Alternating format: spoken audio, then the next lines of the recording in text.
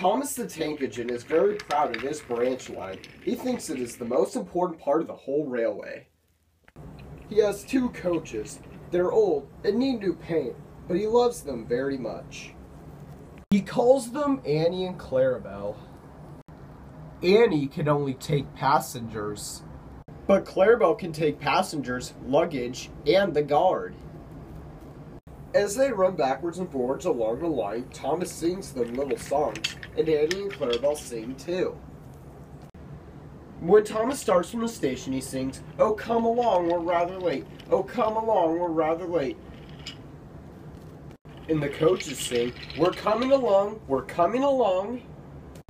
They don't mind what Thomas says to them, because they know that he's trying to please the Fat Controller.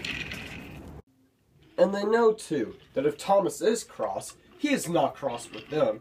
He is cross with the engines on the main line, who have made him late. One day they had to wait for Henry's train. It was late. Thomas was getting crosser and crosser. "How can I run my line properly if Henry's always late?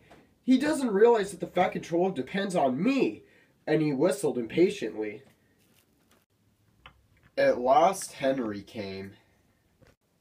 "Where have you been, lazy bones?" asked Thomas crossly. "Oh dear, my system is out of order. No one understands my case. You don't know what I suffer," moaned Henry. "Rubbish," said Thomas. "You're too fat. You need exercise."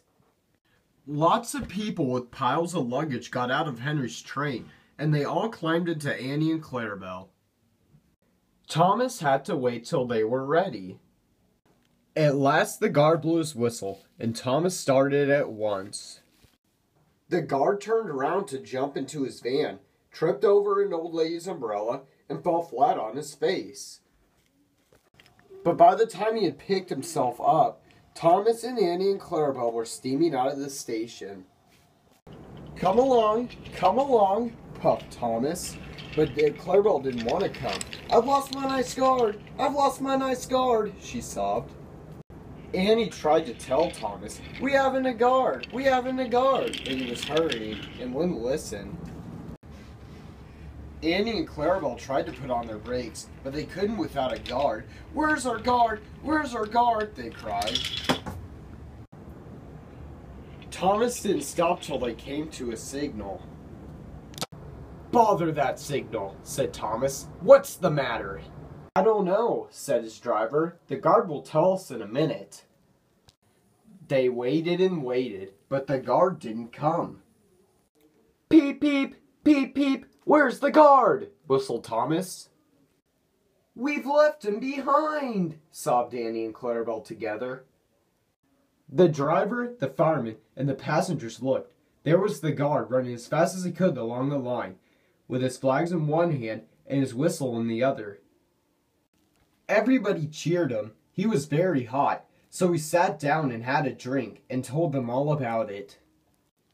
"I am very sorry, Mr. Guard," said Thomas. "It wasn't your fault, Thomas. It was the old lady's umbrella. Look, the signal is down. Let's make up for lost time." Annie and Clarabelle were so pleased to have their guard again that they sang, "As fast as you like, as fast as you like," to Thomas all the way. And they reached the end of the line quicker than ever before.